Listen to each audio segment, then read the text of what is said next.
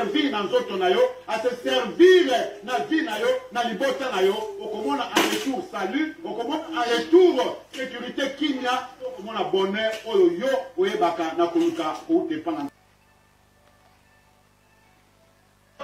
Chacun a la pression maille, à mon démaillot, solo, il y a des. Moi, ça soit qui trouble, on a qui pas qu'il saute, pas ça va suivre. Ndeko na ngana ingina sinyale na mutu wako makambo yozo sala. Division wana eni wana la kacha mutemo yozo la kisela kisa mutu ayebi nsambe. Mbote na Nzambe topesi bino mbote wa shalom na kombo na Yesu Masia tolobi lisusu Nzambe aza malamu Nzambe aza kitoko aza na nguya nyonso ye mutasali biso lisu ngolu na mokolo lelo ya kopusana na kati ya bandako na bino mpenza mpona koteya liloba na Nzambe tokangi miso na biso vraiment po tobondela avant tobanda prédication na biso ya poko na lelo tobondeli ya kombo na Yesu.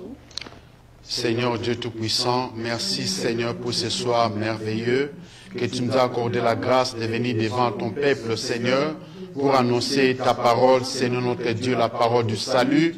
Père Céleste, merci beaucoup car comme tu as un plan merveilleux, mon Dieu, mon roi, pour ton peuple, mon Dieu, de l'édifier, Seigneur, de le bénir tous les jours.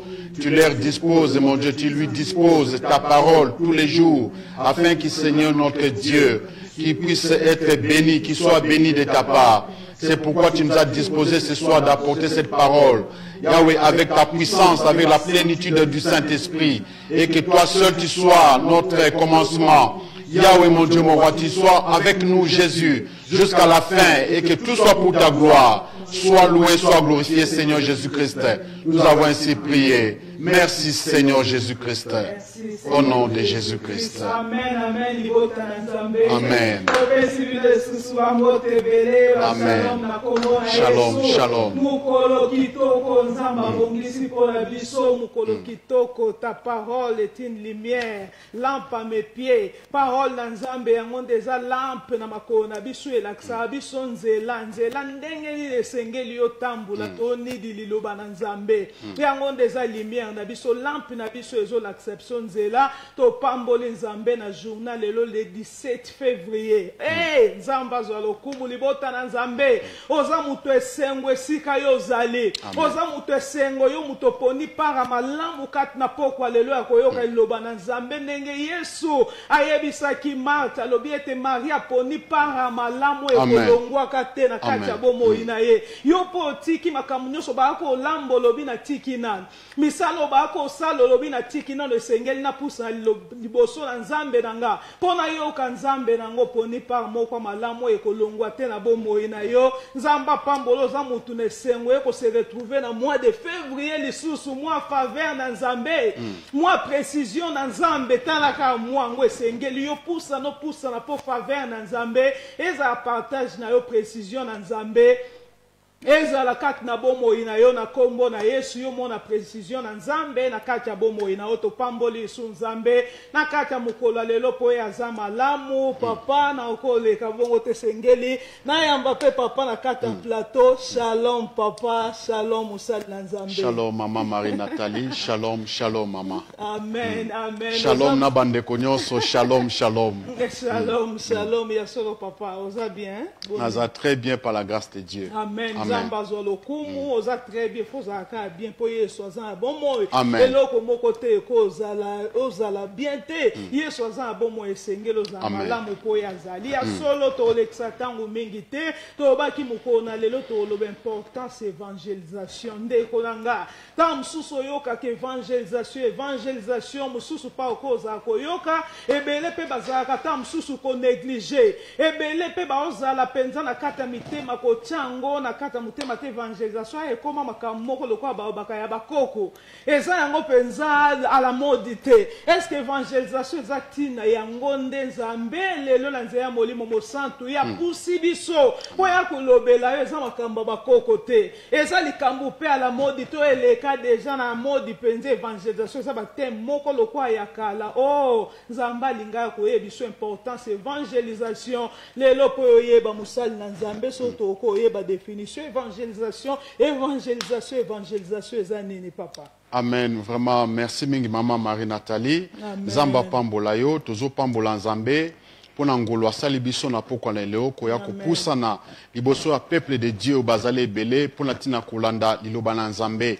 Tikete bo pambola manzamba pambola bino obotiki misala bo se disposer pona tina na koyoka liloba na nzambe nzambe akoka na ko récompenser bino nzambe apambola bino pona par malam o bino bo poni na pokwa na lelo pona koyoka Liloba na nzambe nzamba pambola bino bien-aimé au nom de Jésus-Christ. Amen. Boena lisungi na nzambe nzamba pesi biso teme kitoko o etali motuya ya évangélisation. Importance ya évangélisation. Ini koloba nini? Eloko nini yango ezali évangélisation to l'évangélisation. Eloko nini eli koloba. Alléluia. Donc ndeto kokende bien-aimé koyebana ko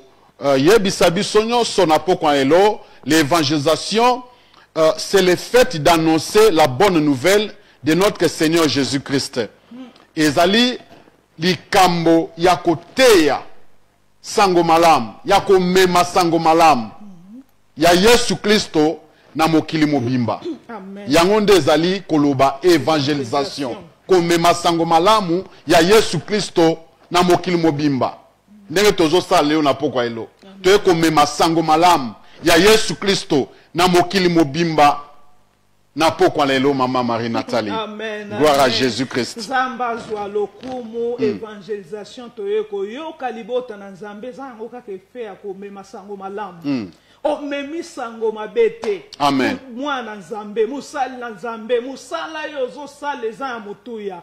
Omemi sango mabete me sango malamu. Sikoyo okende ko annoncer na mutu moko ayebi nzambe te. Oke yebisa ye sango malamu sa likambo moko eza ya mabete. Ya mutuya makasho nzamba lingi yango ndezali très important vraiment papa. Est-ce que pourquoi esengeli to évangéliser? Pourquoi? Gloire à Dieu, gloire à Dieu. D'abord, na katina évangélisation, tozali na mot ou bien verbe ou ezali ko loba évangéliser, qui signifie aller à la rencontre de l'autre qui ne connaît pas Dieu. Kokende, na kokutana, to kokende epa na batu oyo baebi nzambe te. Pona kosala nini? Pona komemela bango sango malamu. Ozolanda. Donc, tozali kozwa liloba na nzambe to sango malamu ya Yesu Masia tozo kende nango mokili mobimba tozali kokende kopanza sango na Yesu Kristo na mabota nyonso mokili mobimba ete bayeba Yesu Kristo aza nani. Amen. Asala nini pona bango alingi nini pona tina bango pe mokano na ye pona bango eza nini. Amen. Donc tozo mema sango malamu pona tina na lobiko na mabota. Amen. Amen. Alors, pona nini esengeli to évangéliser, Maman Marie-Nathalie, tokoki kokende na mukanda na nzambe, oyo ezali na Ézéchiel chapitre 18 verset 23, s'il vous plaît. Amen. Tokoki kotanga. Tozwi makomi na nzambe libota na nzambe, tozwa makomi na nzambe na Ézéchiel chapitre 18 verset 23. Tozotanga. Ce que je désire, est-ce que les méchants meurent, dit le Seigneur, l'Éternel, ne sait pas qu'ils changent de conduite et qu'ils vivent. Alléluia. Amen. Donc, tolingi to ya nola na motuna oyo, ezotuna ma ete, pona nini, pona tina nini, esenge na biso to évangéliser. Pona tina nini, esenge na biso to évangéliser.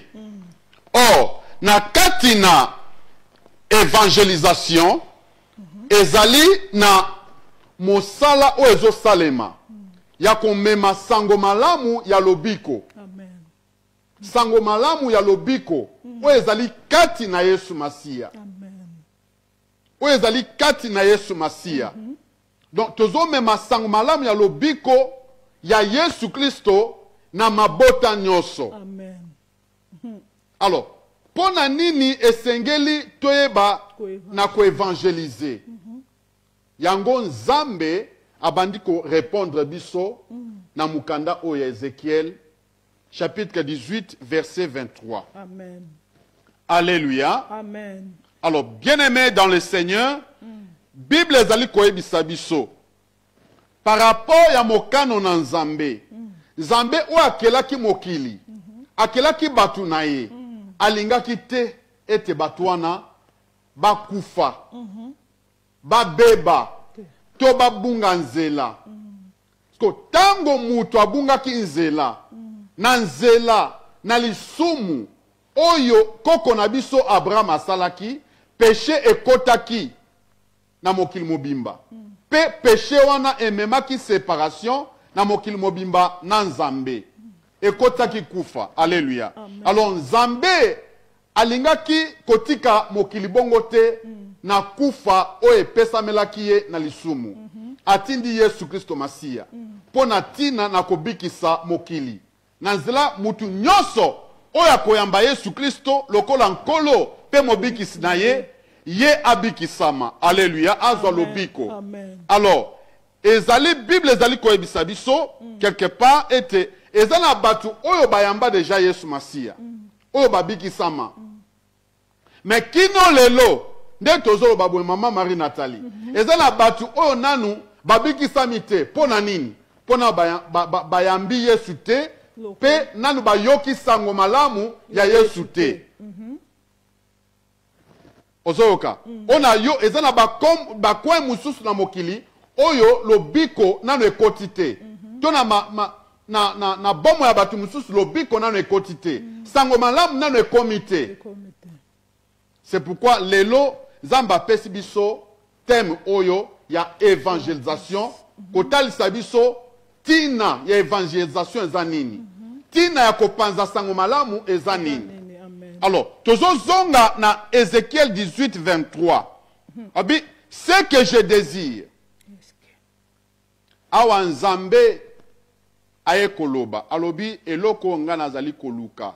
Eloko nazali kosenga. O nalinga kamingi. Eloko nalingi, est-ce que ezali ete les méchants akufa? Nzamba alobi, eloko ngai nalingaka. Est-ce que amituni motuna? Alobi, est-ce que ezake batu mutu amabe to mosumuki abengiye méchant? Donc un pécheur, c'est un méchant devant la présence de Dieu. Mutona no ayambi Yesu Kristo te na bomo na ye, Zamba abenga ye méchant. Aza méchant. Alléluia. Amen. Parce qu'azo vivre na péché kati na vie na ye. Azo vivre na ténèbres kati na vie na ye. Alors Bible lobi Nzambe aza kotalisa obi eloko ngai nalingi. Azo mituna obi, est-ce que ezali ete méchant to mosumuki to mopagano? Est-ce que ezali ete akufa? Eza motuna Nzambe aotuna mokili. Alobi, est-ce que posa na ye ezali ete mopagano to mutu ona no ayambi Yesu te? Est-ce que posa na ezake mutu wana akufa? Akufa na eta wana ona no ayambi Yesu te, abikisami te. Akufa na eta ya péché. Akufa mosika na Yesu, mosika ya lobiko. Eza question on Nzamba zo tuna bato yemo kwa salaki. Mais o baebi ete. On bazana mosika ya lobiko. Atondi mokili, aotuna biso, aotuna batu nyonso mokili. Alobi, est-ce que boya nolanga? Posa na ngai Nzambe ona kelibino. Est-ce que zake mutu amasumu mopagano? Est-ce que posa na ngai zake mopagano akufa? Pote ye mutakila kibango. Alléluia. Amen. Alobi, elobi Yahweh, elobi nkolo Yahweh. Seigneur éternel. N'est-ce pas qu'il change de conduite et qu'il vive? Oh my God. Ezali teke ayebala ko bongola etamboli na ye pe abikisama. Amen. Yango nde ezali posa na Nzambe. Donc posa na Nzambe ezali teke mutona no ayebi ete, mutona no abongoli motema te, akufa ezali bongo te ke akufa. Mutu azali nanu mopagano, mutu azotambola na masumu, mutu azali koyiba, mutu azali kosala kisi, mutu azotambola na ekobo, mutu azali kokabola batu, mutu aza koyina, posa na Nzambe ezali te ke akufa na eta wana. Amen. Mutu nanu ayambi Yesu Kristo te, nde tozoloba boy. Posa na Nzambe ezali te ke akufa na eta wana ya bopagano, ya lokuta, ya moyibi, ya kindumba, ya kindoki. Posa na Nzambe ezali te bien aimé ete okufa na eta wana. Amen. Ezali te ke o continue to pe okufa na eta wana ya masumu oyo yo ozali ko continue oza ko vivre nango sikoyo. Mais posa na ezali ke Nzambe o akela yo. Azoloba ete posa na ye ezali ke yo bongo la etamboli na yo. O bongo la conduite na yo. Po ete obika. Ce n'est que yo kobika quand? Ce n'est que quand est-ce que yo tango yo oko bongo la conduite na yo? Tango yo ko bongo la conduite na yo, nde yo okobika. Qu'est-ce que signifie ko bongo la conduite na yo? Ezali ozali kotambola mosika ya lobiko. Ozali kotambola mosika ya Yesu Kristo. Nano yamba Yesu te. Koyamba Yesu awa ezali komene vie ya Yesu Kristo, komene vie à changement. Amen. Vie à nouvelle naissance. Komene vie à sainteté. Parce que posa na Nzambe ezali ke mutu oyo azotambola na vie à sainteté te, posa na Nzambe ezali te ke akufa na eta wana. Amen. Mopagano, moyibi, tondoki, to mutu na ekobo, posa na Nzambe ezali te ke okufa na eta wana. Mais o bongo la conduite na yo. Yango atindi biso na poko elo, toyeba na koteya sango malamu, parce que ye moko Yesu Masia asa chanja vina biso. Gloire à Jésus-Christ, maman Marie Nathalie. Amen, amen. Papa Nzamba pambola yo libota na Nzambe ya solo Nzamba pambolo papa posa na Nzambe yango anatende ngozoloba kaka makomi na Nzambe lobi posa Nzambe yango anate mutu akufa na masumu na yazala kaka ndenga zala kite posa na eza bongo te ata bandane bandela mokili na jardin posa Nzambe zaki mutu za malamu za na efri aza malamu mutu ye moko nda bebisaki ata mutu abebisaki kuna ya jardin d'Eden libota na Nzambe Nzambe alingaki mutu mingi tomoni atiki ye kaka te tango esepala tika yazaka bongo metande tokomi na nouvelle alliance ayeko tinda lisu mwana na Yesu Masia posa na Yesu Masia posa na nkolo na biso ezate mutu azala kaka neta na ye o ezali ya mabe yango ayeki kokufela biso atindi Yesu Masia kufela biso otuna biso est-ce que je désire est-ce que les méchants meurent.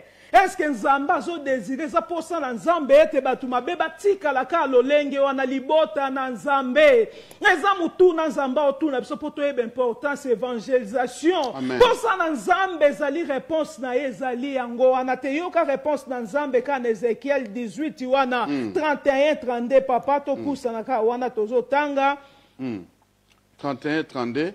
Rejetez loin de vous toutes les transgressions par lesquelles... Oui, papa, 32. Voilà, gloire à Jésus. Car je ne désire pas la mort de celui qui meurt, dit le Seigneur, l'Éternel. Convertissez-vous donc et vivez. Amen, amen. Libota na Nzambe yango de réponse sorry na Nzambe. Quand na mukwa lelo réponse na Nzambe yango ana posa na ye eza mutu amabe azala na mabe na ete. Posa na Nzambe ezali te mutu azali na mabe akufa na mabe no yebi ndenge Nzamba azoloba awa kokufa eza na basorti mibale libota na Nzambe. Mutu ayebi liloba na Nzambe to aza musika na Nzamba azali deja kufi azali akokufa liboso Nzamba zomona ete ki azana bomoi parce que oza kokufa oyebi Yesu Masia te oyebi Yesu Masia te na kati no makambo osaleza bato bazali na mulili posa na Nzambe za yango ata lobi posa na ye ezali mutu akufa te mais sengela vivre éternel convertissez-vous donc et vivez bongola mitema to bongola mitema pe to sa nini to vivre po sa nzambe zali muto bongola mutema pe a vivre ndeko nange sengeli to changer libota na nzambe sika nyonso yo yo kabiso importance évangélisation ezali ka batu ba bongola mitema eloko mususu to Yesu aeki ko sala Yesu azala mawa makasi tangu mutu nano a changer te libota na nzambe a considérer tandenga oloba bi méchant lokwa mutu deja kufa yo kanchoza bomo isoko za Yesu te lobiko ezate vie ezate okende wapi libota na nzambe to memeli yo sango malamu babengi yango bonne nouvelle soko okete ya sango ya Yesu Masia eza bonne nouvelle libota na nzambe pusana epa na nzambe nimena Yesu lokwa mokonzi pe mobiki siposa na nzambe zali yo muto oyo kabiso yo pe kende te ya sango malamu yo muto lobo ete na za kata bonzambe mo tambula likomoko na kati likomoko libanda nzamba lobi mukona suka akoloba yebi yote musana nzambe za kabongo te sengeli to désirer posa na nzambe sengeli mutu nyoso se convertir a changer bo moina ya tambusa mandenge nzamba lingi po mukona suka yango objectif na nzambe ya kikati na sena mo ito changer libota na nzambe évangélisation est très important soto te ya sango malamu yango ndelo biko na biso papa yango gloire à Jésus-Christ. Pourquoi devons-nous évangéliser? Pona tina na nini pona nini to sengel to koba ko évangéliser côté ya sango malamu na mokili mobimba komema sango malamu ya lobiko kati na Yesu Masia yango nde ezali sango malamu ya lobiko o ezali kati na Yesu Masia.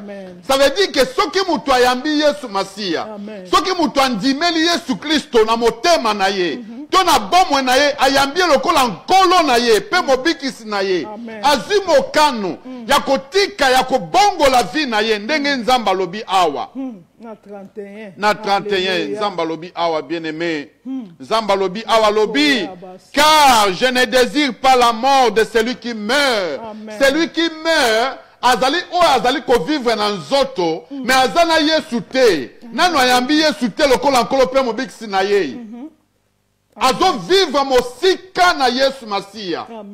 Amen. Lobiko eza kati na ame na ete mwinda na nzambe nano ekoti na vi na ete vi na ye eza molili na molili malgré azo vivre na mokili mais na kati état spirituel ya vi na ye eza ténèbre eza ténèbre na kati la vie na ye il n'y a que les ténèbres molili nde eza kuna. Pourquoi? Parce que Yesu Christo wazali la vie, Yesu Christo wazali la lumière du monde, Yesu Christo wazali le pain de vie nano akoti kati na ete. Tango mutu nano ayambi Yesu Christo te azo vivre dans les ténèbres. Tango mutu nano ayambi apesi nano vie na epa na Yesu te lumière na nzambe nano epeli te nano ekoti te na kati na vie ya mutu wana. Alléluia. Amen. C'est pourquoi nzamba azoloba boye mutu ozo vivre ke nano ayambi Yesu Kristo te kati na molimo na ye aza na eta ya kufa, aza na eta ya kufa o azo tambola na yango. Ata azo tambola aza vivant boye physiquement mais spirituellement c'est un mort. Azo vivre physiquement mais spirituellement azo tambola na liwa kati na ye. Aza mokufi na misu na nzambe. Aza mokufi na misu na nzambe. C'est pourquoi nzambe aza koloba boye. Maman tozotanga. Nzambe azoloba boye abi rejetez loin de vous toutes les transgressions par lesquelles vous avez péché. No, mutu oyo azotambola na péché. Nzamba eko senga ye abwaka masumu nyoso oyo ya asalaki. Parce que masumu wana ezo constitué kufa kati na ye. Bible lobi le salaire du péché c'est la mort. Nzamba lobi rejeter. Rejetez loin de vous, peuple, toutes les transgressions par lesquelles vous avez péché. Bobwaka makambu nyoso, misala nyoso amabe, oyo bosumu kaki na yango. Non, ceux qui bando botama, qui no sikoyo, ozali ko vivre dans le péché. Ozo sala bisala ya mabe ya molili, koyiba, kotonga, kosala kobo, toutes sortes ya mabe ozo sala, Nzamba e kosenga yo lelo. Yo mutoza na bomoy, ete o rejeté misala wana. Amen. Oyina misala wana, o bwaka misala wana oyo. Ekotisa kufa kati na yo na nzela masumu oyo yo zale kosala kino lelo. Amen. Amen. Yango Nzamba lobi boy. Rejetez cela. Faites-vous. Rejetez loin de vous toutes les transgressions par lesquelles vous avez péché. Faites-vous un cœur nouveau. Faites-vous un cœur nouveau. Amen. Misala nyoso amabe oyo mitema na bino etindikaki bino ya kosala. Oye memaki kufa kati na milimu na bino. Bobwaka misala wana. Amen. Bolata motema ya sika. Bolata motema ya sika. Amen. Motema ya mbongwana. Motema ya conversion. Motema ya repentance. Yango nde Nzambe aye lelo. Le 17 février 2021. Kosenga mokili mobimba. Kosenga yondeko ozolanda biso. Nzamba alobi boye. Alobi lata motema ya sika bien aimé. Amen. Amen. Un cœur nouveau. Et un esprit nouveau. Tika motema ya masumu. Tika motema oye kangi kanda makasi na kati na yango. Motema ya lisumu tika yango. Motema ya mabe tika yango. Nzamba alobi boye. Alobi bwaka motema wana. Abi faites-vous un cœur nouveau. Lata misalela motema ya sika. Ça veut dire quoi? Lata motema ya sika. Longola motema ya molili. Longola motema ya kanda. Longola motema ya masumu. Longola motema ya koboma. Longola motema ya kochela na ba poison. Longola motema ya kotuka baninga. Motema ya masumu. Longola motema ya koboma bien aimé. Abi faites-vous un cœur nouveau. Bomisala, peuple mobimba, mokili mobimba. Bomisala motema ya sika. Oyo Nzambe azako senga. Pe un esprit nouveau. Pe bolata molimo ya sika. Amen. Molimo na Nzambe. Okomisala motema ya sika ndenge nini. Na nzela kozwa mokano. Na pokwa na lelo. Pona tina kose convertir. Kotika vi ya mabe. Kotika masumu. Basakana na Nzambe te bien aimé. Basakana na Nzambe te. Okomisala motema ya sika ndenge nini. Na nzela kozwa mokano yo moko. Zwa mokano fukama loba Nzambe banda lelo na pesi yo motema nanga na fungoleli yo motema nanga yaka kokota yo Yesu basia yaka kokota kati na motema nanga yaka kokota na vi nanga pesa ngai motema ya sika pesa nga motema mosuni pesa nga motema ya sika pesa ngai molimo ya sika. Zambake retourne à pourquoi mourriez-vous, maison d'Israël? Corps du Christ, pourquoi mourriez-vous? Nakoumela, namasumu, peuple de Dieu, les créatures de Dieu, pourquoi mourriez-vous dans les péchés? Et pourtant, Zamba est disponible pour Nayo, Zamba disponible pour Nabiso, Zamba disponible pour Namutinyoso. Pema oya pesio nanga, pema oya pesio wana, ezali opportunité. O Nzambe a pesio, peut-être pendant qu'on nous vivant physiquement, ozo mokano akobongo la motema. O pesa e motema na yo. O senga e motema na ye a pesa yo. Amen. A pesa yo molimo mosantu. Peut-être mukolo Yesu akoya. Oko kana komona kembo na Nzambe. Amen. Bien aimé. Tina toye na poko alo na esika oyo. Ezali te pona likamu mususu. Ezali pona komemela yo sango malamu ya lobiko. Oyo Yesu Kristo azali kopesa lobiko. Oyo ezo uta na nzela na Yesu Masia. Soki osui bokano ya kobongo la motema na yo. Invite Jésus Christ dans ton cœur lelo. Opesa ye motema na yo. akotela motema na yo yenda kopesa motema ya sika okoka kolimbisa te okoka kosala malamu te motema etinda okana ekobo okokaka kofana na mwasi moko te okokaka te kozanga koyiba eza motema ya masumu motema ya kufa oyo ekomema yo tout droit na enfer mais lelo nzambe alobi eske posa na ngai ezali ke yo kufa ezali ke yo kota na enfer eza posa na nzambe te posa na nzambe eza ke yo obongola motema na yo Amen. Amen.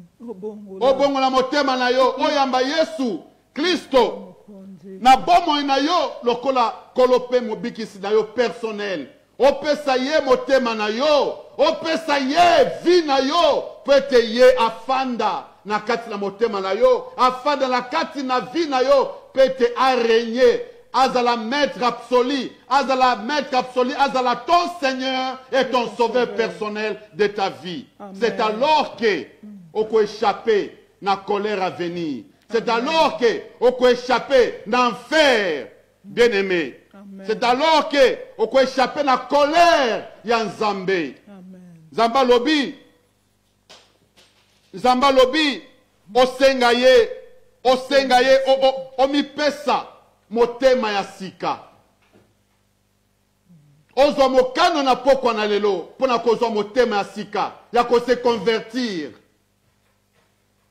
décision eza na motema na yo décision eza epa na yo parce que nzambe apesi yo makoki ya kopona malamu mpo ozwa bomoi ya kopona mabe mpo okota na lifelo na pokwa na lelo motema na yo elobi nini na liloba na nzambe o nzambe azosenga yo ete ose repentir ose convertir po ete ozwa lobiko oyo ezali kati na ye Yesu basiya. Amen. Alléluia. Amen. Amen. Alléluia. Amen.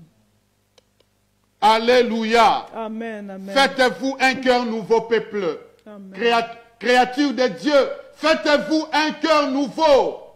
Ma bezo le kana mokili. Parce que mitema ya bato eza mosika na nzambe. Bamboke ezo souffrir.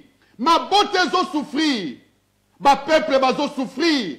Parce que mitema ezali mosika na nzambe. Bato bazo kende ba église. Mais mitema na bango eza mosika na nzambe. Parce que réellement conversion ya solo nano ekota na mitema te. Parce que bazwa mitema ya sika te ko ute pa nzambe. Makolo nde ezokende, nzoto nde ezokende, mais motema eza nanu na état ancien de l'homme ancien. Yango mabe ezosalema. Yango bozomona même na bakati ya l'église na corps du Christ, bato baza kotiela na même ba poison. Comment toi tu dis que tu es un enfant de Dieu, okoma na point à kozwa poison otiela moninga? Zamba lobi tosenga ye motema ya sika. Kosambela ya solo eza transformation ya motema. Eza transformation ya motema. Tosenga nzambe mitema ya sika apesa biso mitema ya sika.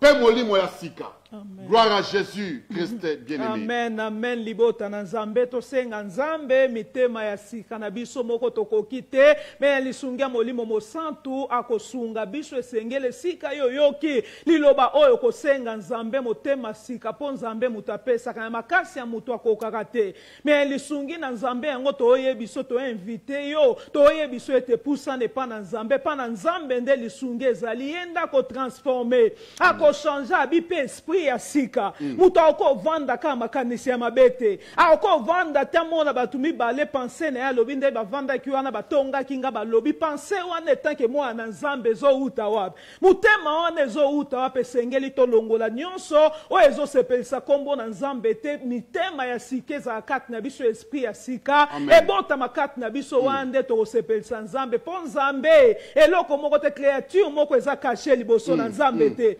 atala kabiso nyonso ayebi biso ata na kati ya mokili bapesi biso kombo bakretien batitre makambo lolenge olenge me nzambe atalaka na mitema ayebi biso yango aloba mokolo na suka bebele bakoba seigneur toteki na kombo na akoloba na yebaki bino te ta yango nzambe apesi biso esengeli to changer liloba na nzambe importance évangélisation ezaka mutu abongwana importance évangélisation ezali ka mutu ayeba nkolo lokwa mokonzi pe mobikisi na ye nde ezali ya mutu ya papa tozwi makomi na nzambe na Romains chapitre 10 verset 4. Amen. Mama sorry vraiment na silisa likanso nzambe apesinga azochanga ipona tina kosisa passage o alobi tozwa molimo ya sika alobi tozwa motema ya sika motema eza converti motema o elongoli mbindo nyonso na kati na yango a partir de décision donc yo moko oboyi mabe otali na motema na yo olobi te motema nanga ezalaka na kolula motema nanga ezalaka na ekobo motema nanga ezalaka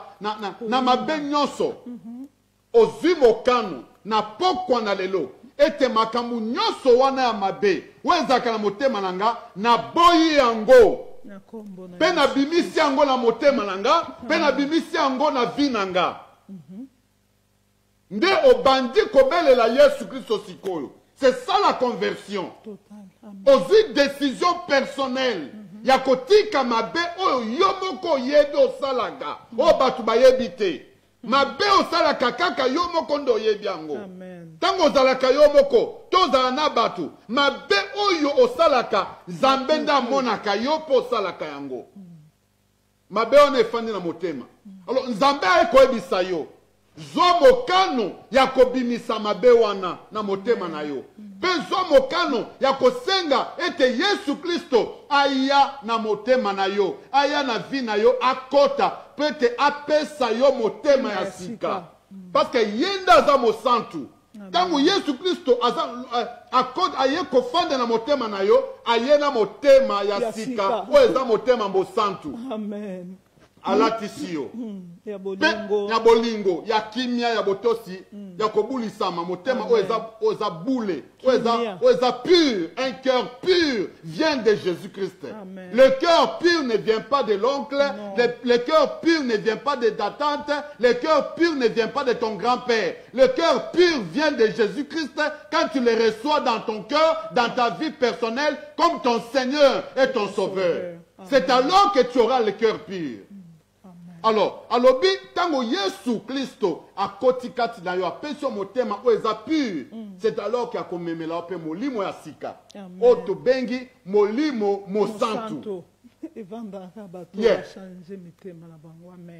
Molimo mosantu amemeli yo makambu ya esantu, makambu ya bosantu. Kati na conduite na yo, kati na vie na yo. Donc baoloba awa likambo ya conversion totale, maman. Nassili ça, s'il vous plaît.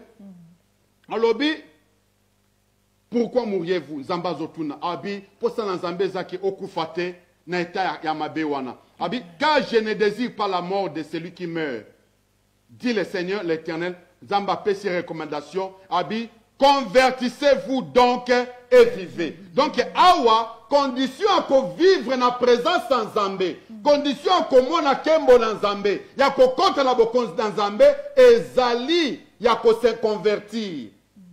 Ezali na lute kokenda k'église. Kokenda église ezali effet.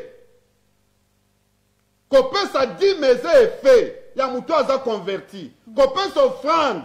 Ou bien kosale la Nzambe. Na molimo. Na solope. Na molimo. Ezali effet. Ou ezali kozala produit na mutu oyo aza converti tazotambo na vérité. Atoza ndengenini, atoza mabe, atoza ki mabe, mais Yesu Kristo ekoyebso lelo, okoki kobande la vie na yo par la conversion sincère de ton cœur devant Dieu et devant les hommes. Amen. Tu peux te convertir parce que Zamba peut une opportunité à vivre oyo kamaloba na Nzambe oyo. Okozwa décision na pokwa lelo kokabwana satana kokabwana magie kokabwana masumu kokabwana moibi kokabwana kindoki. Tu peux prendre la décision ce soir de te convertir. Yango nde ezali condition ya vie na yo o Nzambe akosepela nango na se na moi. Pe tangu Yesu akoya yo na ngai tokokota na bokonzi na Nzambe Gloire à Jésus-Christ bien-aimé. Amen, amen. Ya solo papa nzamba pambolo ezaki Alléluia. vraiment mutuya makasi yango nde posa na nzambe. Importance évangélisation yango wana. Bato bakangama ke sika moko so mutu ayebi nzambe te ndeko nange ozana kokangama. Omona kaka otambulo kangama esika moko ezali na mulili. Lumière na nzambe ezali ko na yote. Omona nzela te yo omona na kati ya batu kozali malamu donc ozaya kokangama. Bakangi esika moko po yeba vérité te mais lumière na nzambe yango eye liboso na yo. Yango de nzambe alobeli yo na nzela musali na ye yango atindi lilobo po kangola oyo muto yo ki yango bonne nouvelle yango. Ndeza ki posa na nzambe loko musute mutu abongwana a se convertir. Mutema na ye changer makolo te, misu kaka te, nelongi te. Elamba ya kolata te me comportement mutu mobimba changer vie na ye mobimba total parce que nzamba mona abiso na kati na biso. O batu ba omona libanda.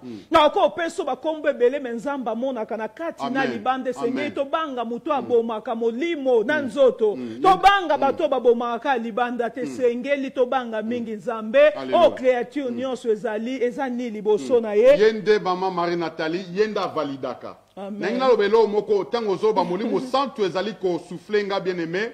Awa ko vivre selon Dieu ezali te parce que oza na mbongo ebele. Ezali te parce que oza kitoko.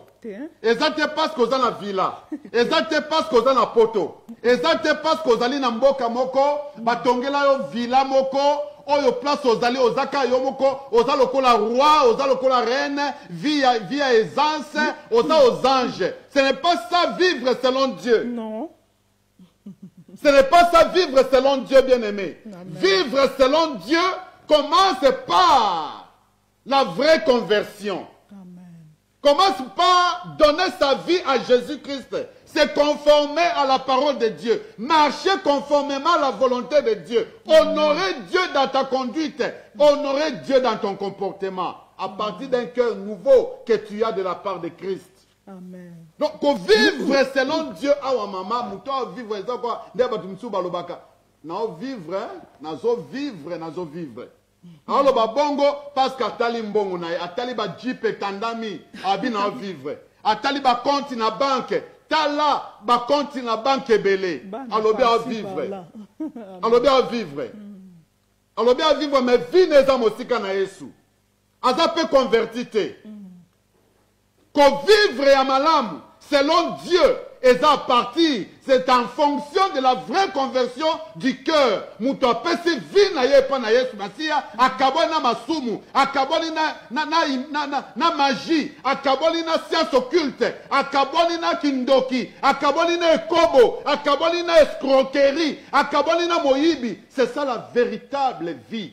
Oyo Nzambe. Amen. Nzambe azo considéré. Amen, amen. Ya solo nzamba zwa lokumu papa yango an importance sikoto côté importance évangélisation. Oh to bandai ko loba to memo pourquoi ka kesengeli to évangéliser po yeba mutu moko po yoka liloba na nzamba kangola masiko importance évangélisation ezanini yango tozwi makomi na nzambe na Romains chapitre 10 verset 14. Alléluia. Gloire à Jésus. Tozotanga, Romains chapitre 10, verset 13. Amen. Au 14e, nous lisons la Bible au nom de Jésus-Christ. La Bible nous déclare, car quiconque invoquera le nom du Seigneur sera sauvé. Comment donc invoqueront-ils celui en qui ils n'ont pas cru? Et comment croiront-ils en celui dont ils n'ont pas entendu parler? Et comment en entendront-ils parler s'il n'y a personne qui prêche? Amen. Libota na nzambe zaba question mark na kati ya nini ya passage oyo makasi ndeko nanga. Lobi kwezate zaka na kombo na Yesu Masia mama papa mwana sika yoyo kabiso. Lobi kwezate yo ke importance évangélisation kat na poko ya lelo batu wana bakondima ndenge nini. baondimela nzambe ndenge nini ndeko molinga mesiko ozali baondimela nzambe ndeni muto bango bayebi ye te bakoyeba ye ndeni so mutu moko azali ta mpo ayebisa bango nzambe aza ndenge nini libota na nzambe lobiko siko eza te eza kaka na kombo na yesu masihi omoni importance evangelisation esika ezali ndeko mwasi mobali esengeli totelema ekomi ntango totelema yesu masihi alobaki bokende partout na mokili bosala bato nyonso bayekoli na ngai yango wana nde disciple azali mutu azolanda maître na ye oyo azosala makambo maître na ye azoloba avandi na makolo ya maître ye ayekoli amoni maître ndenge aosala ye pasali maître na biso aza yesu masihi mposa na ye toomona ya yesu eza kaka susi ya baame na nzambe susi ya baame esengeli bazala babikisama libota ya nzambe bato wana bakoyeba ndenge nini bato wana bakoyeba ndenge nini na mutu oyo bango bamona te bayoka ye ata te mutu ayebisa bango libota ya nzambe oza na mosala mutu mosusu akoloba bime ndenge nini nga nazali na obimisa verse ndenge nini nayebi na nga te eske na ngi nayebisa yo na kati na pokwa lelo bomoi na yo moko ndenge ezali boye ezali bible mobimba libota na nzambe okoloba kaka mpo na vi na yo nzambe asala nini na libota na yo oza na likambo moko to nzambe asala soki obi verse eza mpasi yo oza verse na kati ya bomoi na yo libota na nzambe bato wana bakoyeba ndenge nini sali ezali te eza kaka na kombo na yesu masihi yebisa bato yesu toyebisa bato yesu libota na nzambe bato baokufa baza na kati ya mokili bayebi na yesu masihi ete mosusu biso tondimeyaka yesu te yesu wana aza nani yebisa bango ye nde mobikisi mokili ebebaki ta nde tozalaki libanda me mutu moko ayaki na bolingo na ye kokufela biso yebisa ndeko moko ndeko nanga bayokaka yesu masihi soni te bomoi na yo mpe nalingi nasinyale ete bomoi no eza mpe témoignage yango wana mpe eza bible okoloba obinga na bangaka nzambe nasalelaka nzambe me mutu akose converti komonaka vi na yo wana nani aozala oteya kuna o nani aokende eglize mutu akozwa mpe kaka vi na yo abongoli motema esengeli libota na nzambe toyeba ndenge otambula oyo ekosepelisa nzambe bato wana bakoyoka ndenge nini bayebi nzambe te fwa eyeyaka na mutu eloko azoyoka bango baoyoka eloko te ndeni fwa na bango ekoya esika nini epai ya nani bazoyoka nini libota na nzambe eza très important bomoi na biso ata yo olobobo oyebi te na lobi loba kaka likamba vi na yo bokangamaki ndenge nini limitation ezalaki ndenge nini na kati ya vi na bino balobaki ndenge nini mutu akoko avanse te okende mosika te ta bokozalaka boye nzambe asali nini na kati ya bomoi na yo mwana wana moko oyo ozalaka na yo mutu olanda biso na kati na poko ya lelo balobaka nini na kati ya vi na yo okoki kobota te yo ndenge ozali boye tokotala ndeko na nga mais nzambe asala ya kokamwa kati no lelo obota mwana aza témoignage na kati ya bible bato babota lelo ekoma mateya mpo na bango nzambe asalaki boyo mpo oza na témoignage ya nzambe kobomba yesu masihi na kati no te bato wana bakoyeba ndenge nini tospendi time na biso ezali ebele na makambo ezangi ntina loba mpo na yesu betela ndeko na yo loba kaka yesu abikisanga ta tozalaki boye ya kokangama nzambe asungi biso lelo na ye poto nzambe asungi biso puko kobomba yesu ndeko soki mutu moko alangwisi yo na kati ya motema na yo nalobaka likambo ndenge biso tolinganaka olingi mutu nde ezali bomobali basheri nde tozalaki kolangwa wana tozalaka papa yo bombanga okobomba te siko obomba mwasi soki okuta ye na ye obaka okoka kutu te na kati ya bomoi no motema kaka nalakiso nalakiso mokolo kaka tokutani ozowumela te olingo mona ye aye esika nini oya oteya na eglize na biso mokoni ndeko na nga tokosaka bolingo esimbi motema na yo ndeko na nga obomba te motema na yo makanisi na yo na mutu wana mokoni tokutana akoya mokoni tokutani totamboli mwa mokie esili yake etika nga namona ka bopapa ate na ozonga yanga ndako te tokei naka etiko lisusu tosala yango amour esika ezali ebunga na kate ndeko na nga bozongi so esika boutaki totamboli tozongi ndeko na nga mutu aotindika biso te eza makambo eyo automatique bongo siko bolingo ya mutu alinga yo alinga penga oyo azali Yesu Masiya na biso ndeko na nga Yesu alinga yo alinganga bolingwa bato mokili libala ndeto vandi bo eza limité na kati na sena moi kuna libala kozala te yo muto lingi mama na omingo lingi papa na yo na lola kuna libala kozala te o ndeko na nga makila ndeko Yesu alobi ba oyo bazosala mokano wa papa na nga. Pourquoi vous allez vendre bongo yoka Yesu soni ata na Facebook non s'il vous plaît. Au commentaire Jésus t'aime. Mutoko ozala vandi ala muki bona tonga mona Yesu alingi ota mso azala kina mawa. Alala kina susi na mutema na mona Yesu alingi yo. Yesu ngo azana okoko bikisa mutu libota na Nzambe. Batu ba okufa ebele bayebi Yesu te mukile komi na pasi wapi bato bayebi Nzambe mutoko opekisa oto te ya sango malamu Yesu alobi ale alobi na nombre batu te alobi na titre moko te ya batu particulier alobi ale alobi bino nyonso posa na Nzambe yango wana ndeko na nga posa na Yesu Masiya kaka ba ami nde bazala sauver to pusa na liboso na Nzambe bakoyeba ndenge nini bakoyeba ndeni so mutu azali te akoyebisa bango bayoka na osango na Yesu Masiya te fu ezoyaka kana o bazoyoka nani akoloba nani akopusa na loba Nzambe alingi oka kolekisa tata msusu ata na WhatsApp na yo profile ino pambo okozala otyaka na page na yo eloko moko tie mutu akozala kobika loba mpo na Yesu ovanda ya bapara no loba na kata libota na Nzambe apeso esengeli bayeba yo signe ata moko te ya libota na onga na kamwaka na batu mususu oloba bina nzimela Yesu na libota na eba yebi ata mukete ke ya nzimela Yesu me kondimela Yesu yango eza ndene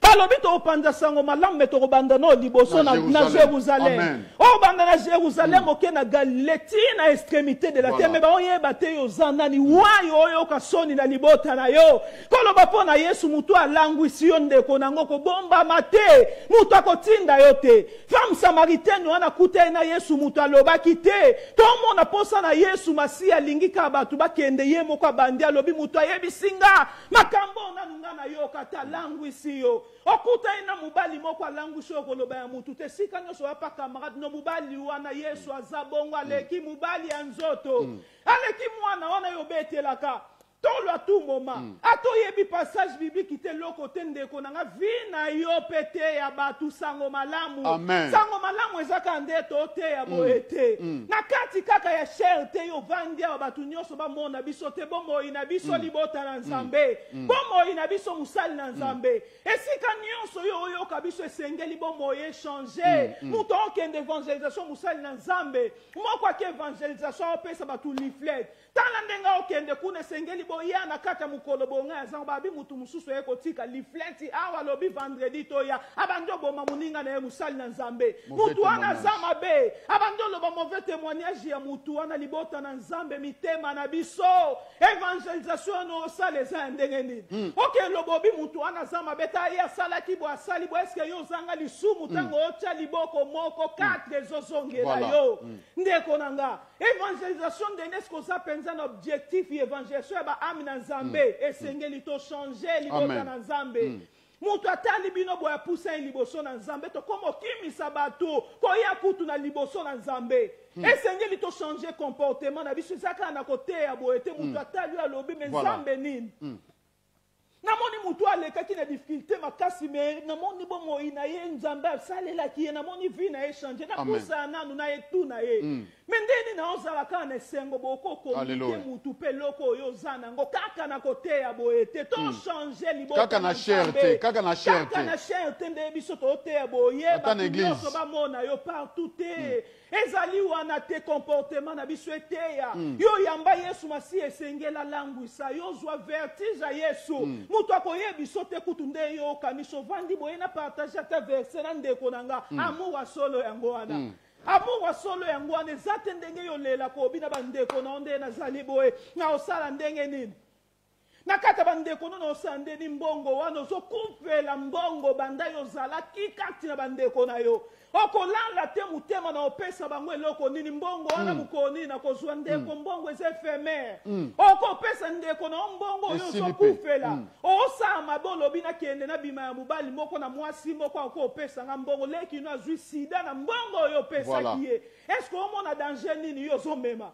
na kata libota no kanti bolingwa solo yango wana no na nzimi te bolingwa solo yango wana bolingwa solo ezali mutu ya komemela ndeko na ye Yesu Kristo. Amen. Papa na yo zomona ndenga azali na vie des autres gozwi mbongo yo susi na oka mbongo zo bakiseli ye asepela nanga papa nanga asepela nanga papa mwana malamu mwasi soka zalaki na bango mibala bakisi susu ya troisième uo na mbongo na yo eloko nino sali susi na yo eloko nini osali oganye nini libota na Nzambe tokeba susi na Yesu ezalaki ya makambo wana te ezalaki ya mbongo te atumo masusi na Yesu ba ami bazala sauvé ata yebisaki femme samaritaine wana lobi kendo bengelanga mobali na ote na za mobali te ozalaki pe na 5 mibali oyo pe ozana Yesu ko azali pe ya yote pourquoi oloba bongo yebi ataliye azoloba za posa amna ye aza posa amna ezala sauvé libota na Nzambe sengeli tozana posa ba preacher bazali wapi basali na Nzambe wapi mutu akoloba po ya Yesu masi eske mutu ya langwiso ya sali obolam mutu moko asungio na kisi moko oyo zaki koluko ba ko bela maladi mbula ya mbula ozaki na pasi mutu apesi yo kisi wana tangu yo biki omoni mutu mususu libota na Nzambe na même maladi aza pasi koma yo kokanga mutemo ebisa mutu wana te kisi po melo za ndenge ni nde Yesu omona biso na kacha bomo ina biso omona biso tozaba bomi na bandeli na bi tozaba bomi omi tu no bi na bomi wa pa obenga bi ba méchant mais aposa na Nzambe te yo yebi kisu ebi kisaka yo bombi yango pona yo moko me mutu akufa na misu na yo tala mukile zo kufa bako yoka wapi bako yeba ndenge nini Yesu nini abikisaka ndeko nange sengeli toteya batu sango malamu na Yesu Masia po babika papa Joseph musali na Nzambe gloire à Jésus Christ maman Marie Nzamba pambola yo eloko na wiko ebisa libota na Nzambe ou bien mokili mobimba na moma o bien aimé ezake Yesu Kristo alata nzoto déjà. Amen. Yesu Kristo alata nzoto na nzela molimo santu alata nzoto kati na biso. Amen.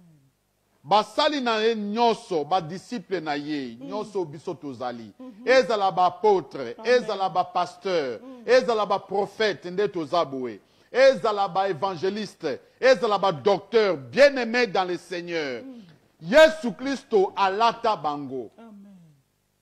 Bandeko nyonso na kati na corps du Christ oyo bazana ba ministère to bazali na ba don to bazali bana na Nzambe bolimo mosantu eza kati na biso eza kati na bango nyonso alléluia oyo efandi en tant que Yesu Masia yemei en tant que Nzambe batu baluka bamona Nzambe baluka bamona Nzambe bien aimé Nzambe déjà sa kita afanda déjà kati na basali na ye azoli loba na ye atie kati na basali na ye otozali abi tokende mokili mobimba yango toteya yo zoluka Yesu aza wapi Yesu azali oyo tozoteya lelo atindi biso alati biso abi bokende nenga lobaki allez par tout le monde faites de toutes les nations de toute la création mes disciples Yesu azwi forme na biso Yesu alati nzoto par le Saint-Esprit au travers de sa parole pour être yo oeba koyoka sango malamu lelo na pokwa oyo Amen.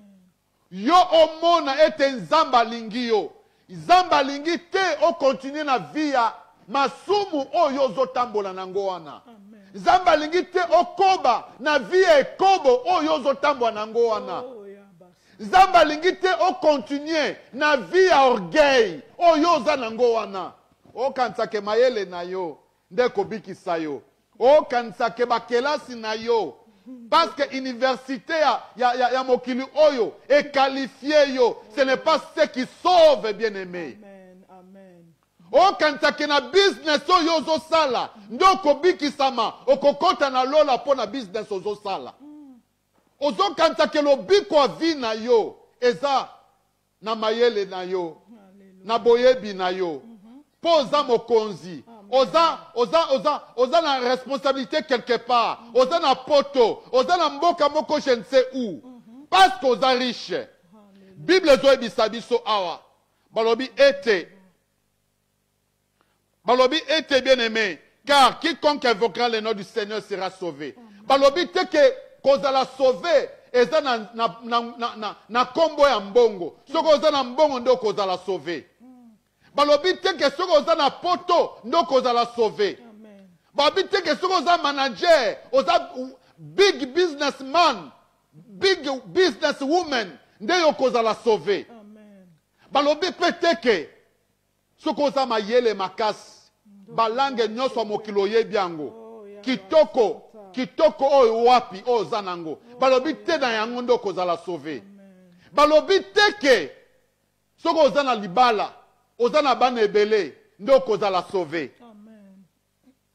Balobi pe te ke soko oza mokonzi, oza soit président ou bien ministre ou bien mokonzi songolo na compagnie moko ndo kozala sauvé. Mais balobi oyo Yesu Kristo akozala kati na ye. Oyo azobelela Yesu Masiya, oyo ayebi Yesu Masiya, nde ye wana kozala sauvé. Est-ce que yoza na Yesu bien-aimé? Est-ce que yoza na Yesu? Balobi te, soko oza na mituka ebele ya kitoko, obali ndo kozala sauvé. Oza na poto ndo kozala sauvé. Eza bongo te, Bible elobi bongo te. Balobi na mutu akozala sauvé, oyo ayebi Yesu Masiya. Oyo azotambola na conversion. Oyo atie masumu pembeni. Oyo aza converti en Jésus-Christ. Oyo ayamba Yesu Masiya. Ato sali business ndenge nini? Business wana ekobikisa ami na yo te. Ato komi président mokili mobimbe komo lenga yo. Ki présidence wana ekobikisa yo te. Ekotso na lola te. Ato komi ministre. Ato komi mutu mbongo na olenge di loleki ba mokili mobimba na mbongo. Bien aimé, ba compte partout na mokili. Statut wana tende kobikisa yo ekotso na lola. Et loko moko ekotso na lola bien aimé. Eza kozala converti. Kozwa mokano na pokwa elo. Sikoyo. Et topé sa vie na yo. Et pas na Yesu Christo. Que tu donnes ta vie à Jésus-Christ. Qui devienne ton Seigneur personnel et ton Sauveur personnel. C'est alors que quand tu es décidé de te convertir, de donner ta vie à Jésus-Christ, c'est alors que tu seras sauvé. C'est alors que tu vivras devant la présence de Dieu. L'argent ne donne pas la vie. Les voitures ne donnent pas la vie éternelle. L'argent ne sauve pas. Les voitures, les maisons ne sauvent pas. La splendeur de ta beauté ne sauve pas. Tes habits ne vont pas te sauver. Ta maison, ta plus belle maison là, ne va pas te sauver. Ta plus belle femme, tes beaux enfants ne vont pas te sauver. Seule la personne qui va te sauver, c'est le Seigneur Jésus-Christ. Reçois-le dans ton cœur. Reçois Jésus-Christ, bien-aimé, dans ta vie. Qu'il devienne ce soir ton Seigneur personnel et ton Sauveur. C'est alors que, après t'être converti, après t'être donné à lui, après avoir donné ta vie à lui, c'est alors que tu seras appelé fils de Dieu, fille de Dieu. Et tu auras l'espérance du salut. Tu auras l'espérance de la vie éternelle. Le salut ne vient en aucun autre nom qu'au nom de Jésus-Christ. C'est Jésus qui nous a enrôlés ce soir, qui nous a disposés pour t'apporter cette bonne nouvelle. Que tu sois où, dans quel pays, que tu sois une femme d'argent, que tu sois un homme bourré d'argent, riche ou pauvre, bien-aimé, la bonne nouvelle est que Jésus-Christ t'aime. Jésus-Christ t'aime. Il t'a choisi ce soir en te donnant le souffle de vie, en te conservant le souffle de vie, pour que tu reçoives ce message. Qu'il t'aime, il veut entrer dans ton cœur, il veut entrer dans ta vie, il veut vivre avec toi pour te sauver, pour sauver ton âme, pour changer ta vie et te donner la vie éternelle. Alléluia. Est-ce que tu veux recevoir Jésus-Christ? Est-ce que tu peux recevoir Jésus-Christ ce soir? Est-ce que tu peux dire non à l'ancienne vie de péché qui t'a porté la mort? Qui t'ensevelissait dans la mort, la vie de péché, la vie d'impureté. Tu peux dire non à cette vie, bien-aimée, et te décider ce soir, pour ton meilleur bien-être, de sauver ton âme. Le jour que Jésus-Christ va venir, toi et moi, nous ne saurons pas. Jésus-Christ reviendra comme un voleur. Nous ne savons pas le temps, nous ne savons pas l'heure. Il va venir comme un voleur.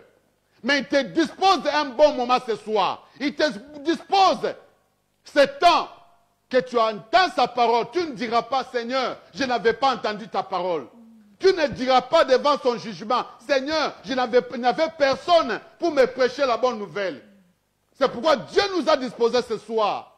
Il te demande, ouvre-lui ton cœur, donne à lui ton cœur, reçois-le dans ton cœur et dans ta vie, comme ton Seigneur personnel et ton Sauveur, afin que tu sois sauvé, afin que tu puisses vivre une vie de paix, une vie du salut, une vie éternelle. Amen. Que Dieu vous bénisse. Amen, amen. Ilibota na nzambe ya solo papeza libongo esengeli yo pesa bomo inawe pana Yesu kanisa fils prodigue wa zwaki bomengo nyonso alobi ete na kei na nga papa pesa ngai ba bien na nga esika ya kendaki kuna tala pasi ndenge zwaki ye meloko moko ezali ya malamu bonne nouvelle avandaki mukolo moko ayeko kanisa bi papa na nga nazalaki bongo te ata mutu yo yebaki nzambe ta muso komi musika na nzambe bonne nouvelle ezali mwa nzambe azobenga yo lelo mwana mubali wana tande baoyebisa biso avandaki ayeko kanisa ye moko amizongisi na ye moko mizongisa na yo moko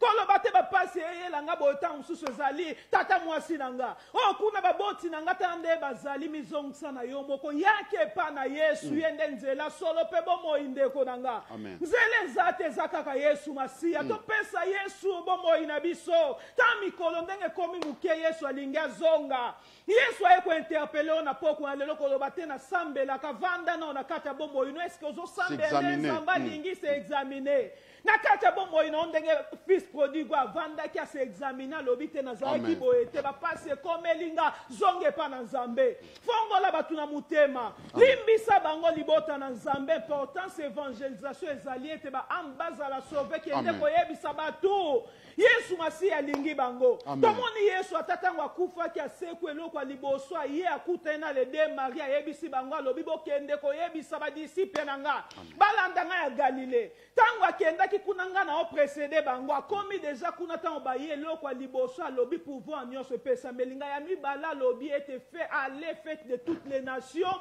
mes disciples eloko mususu ezata par wana ndeko na nga musali na nzambe oko vanda kimia te bomo ina biso esengeli refléter image ya Yesu masiya bato baokufa basi na basi bakomi kobalana mibali na mibali bakomi kobalana libota na nzambe oyo azalaki mwasi alobi na lembi na nga kozala mwasi na komi mubali oyo azalaki mubali alobi alembi na ye kozala mubali akomi mwasi mokili ekende wapi baprédicateur baza wapi Yesu azolela tozala kose distraire na bafutilité ezalaki objectif na nzambe te nani akobikisa nani objectif ya nzambe ezalaki yango wana te makambo politique makambo ezangi ntina ya bambongo biloko éphémère alobi chercher premièrement baami na nzambe chercher premièrement bato babika nde posa na Yesu nzambe papa na bonzambe na yatika lola libota na nzambe esika vandaki na bonzambe na yatinda Yesu masiya abimisi mutu na kati na ye kwa kita ya mokilo akufela biso moni likambo wana eza facile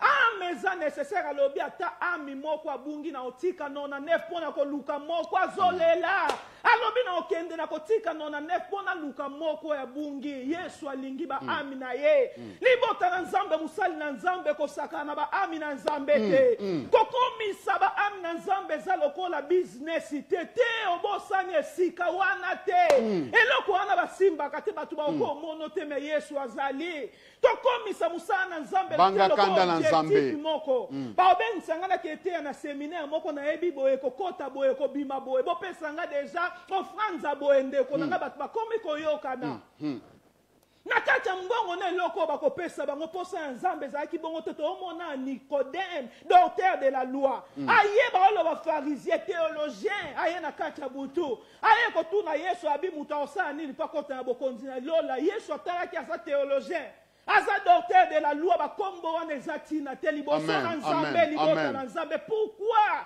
oyo eza kati na biso aza monene kolekwaka aza kati na mokilo ayebisi Nicodème alobi yo esengeli obotama mbala mibale sino okokota te ya bokonzi ya likolo nyonso bandai koloba objectif na ezakaka liloba na nzambe ba ami bazala sauver. Amen. Amoni mutu bo amoni ata André, amoni Pierre bandai koloba bambisa lobi a partir lelo ayebisi bango lobi na osala bino péché d'homme. Amen. Kokolongo ya musala on esengeli bo banda bozala ba péché d'homme bote ya sango malam libota na nzambe mema batu. Kota la titre mutu te. Kota la titre mutu te to omona ta basali na nzambe na kala bazala ki bongo ta kipe na ete mutu akoya. Na mana za biloko na nyonso Elize akipe te. Elize bimisa te longi na ete liboso na mani libota na nzambe. Mutu ayena bambongo na ena bashaka abi na eko luke Elize tindi maloba pamba lobi ete bima ke yebisa yake ndeko mibwaka mana Jourdain. Libota na nzambe. Évangile longwe gu basali na nzambe baza wapi. Mutu no objectif na ena linga mwasi wana. Objectif na ezali na zueloko wana posa ya nzambe za bongo tatali Nikodemo objectif na ya kipo na ngote. Musali na nzamba koma welela koma na nini akoma na politicien. Mutema na ya okepa président lia loba likambu boye. Ndenge zali bakomi ko bomba bentera mukili na lingi na perdre mutu wana te tenga ya lingi yo perdre nga na poko ya lelo. Me Yesu Masiya zala zwa lokumu longwa na makambo ezo sepesa nzambe te. To pesa nzambe bobo ina biso ndeko na ngatala mwasa otanga makila. Mwasa otanga makila bandai ko zala ta nenga bandai ko mona passe babi panda 12 ans.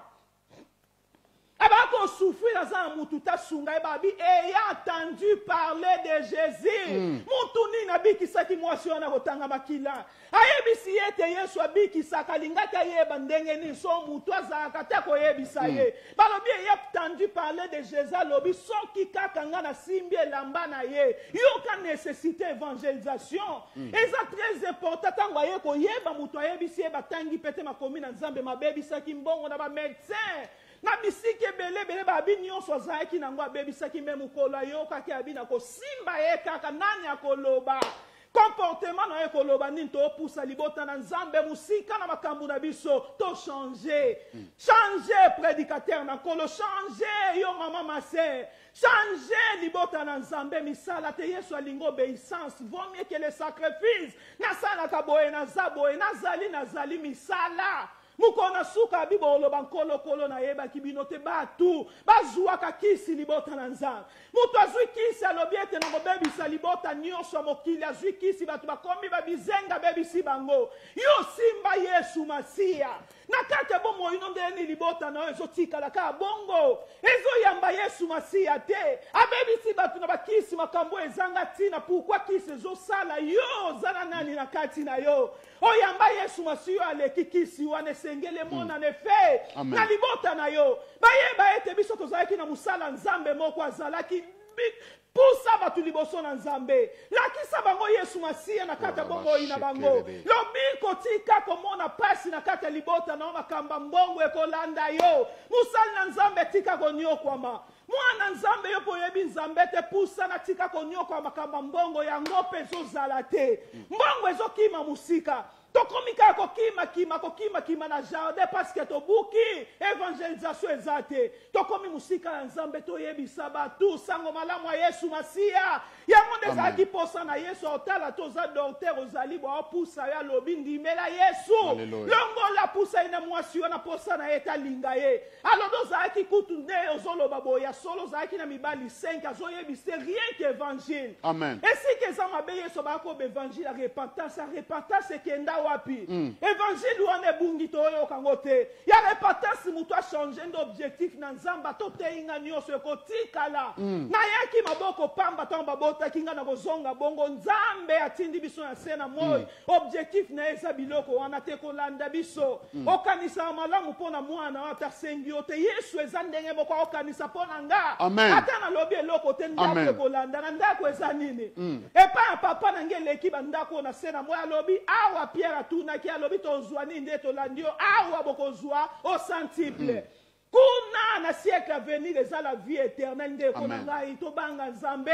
tote ya repentance tozala na souci ba âme na nzambe mukile comme mabe ba loi bana 12 12 ans baza libre na Espagne ba se satisfaire na bango soka lingi aza posa ko se satisfaire ozomona mukili ndenge ezobeba makambo ndenge esamba bapapa baza esu na soni te ya kolinga bana mike na soni te azolinga papa abota biso bapapa babota biso ya mikolo tala mokili ndenge ekende oyo babengamaki basali na nzambe lelo batiki kombo na nzambe tozali wapi bato baoteya na bakanda ya mitema okandela mutu wana azoteya bilobi akomona nga nde na oleka boloko ya nga na oleka oprepare misunu eza mpo ya mutu moko tobebisa evangile na nzambe objectif na nzambe ezalaki bongo te teya liloba na nzambe kotala te mutu mpo na posa moko na motema na yo okende olobi deja mbongo boye bapesa ngo oza ya monto oyebi ke 1000 livre ekozala wana tobebisi tochange liloba na nzambe ye nde mwana azalaki atangi ta abi mutu boye asalinga mabe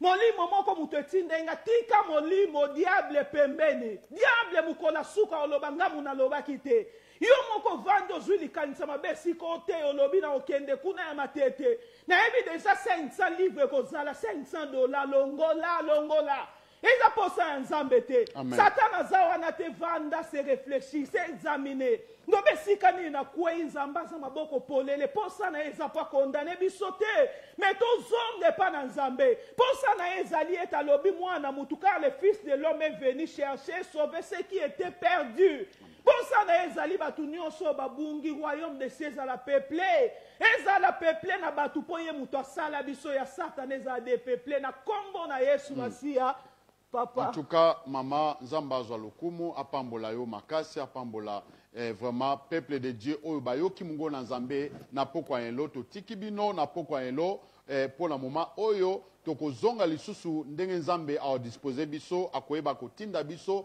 potwe, sorry, potozonga lisusu na malubanaye, et te peuple ezala béni, ezala transformé. Vraiment Nzamba Zwalukumu Papa soko okozala mutu moko alinga yamba Yesu Masiya soko okolanda yo kaka prière ata ya 3 bien-aimé zongela maloba na sima na ngai to bondela Seigneur Jésus-Christ na yo kiloba na yo na zwi mokano na pokwa elo ya kobongola motema na nga ya koyamba Yesu Kristo na bomoi na ngai na vi na ngai lokola nkolo mpe mobikisi na ngai limbisanga na mabe nyonso na sala nyangi nakoma mwana na Nzambe tika ete okoma kombo na nga na buku na bomoi naboyi Satana napesi vi na ngai epa na Yesu Kristo na bondeli bongo na kombo na Yesu Kristo. Seigneur, merci pour ta parole de ce soir. C'est toi qui as parlé au travers de nous pour ta gloire et pour sauver ton peuple. Et que ceux qui ne sont pas encore sauvés viennent à toi, donnent leur vie à toi, se convertissent sincèrement.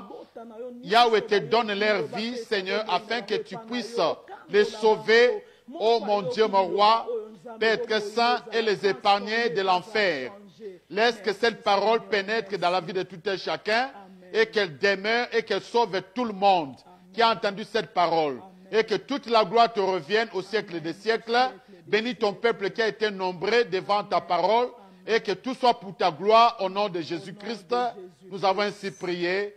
Amen, amen, amen. Amen, amen. Que Dieu bénisse au nom de Jésus-Christ. Amen. Gloire à Jésus.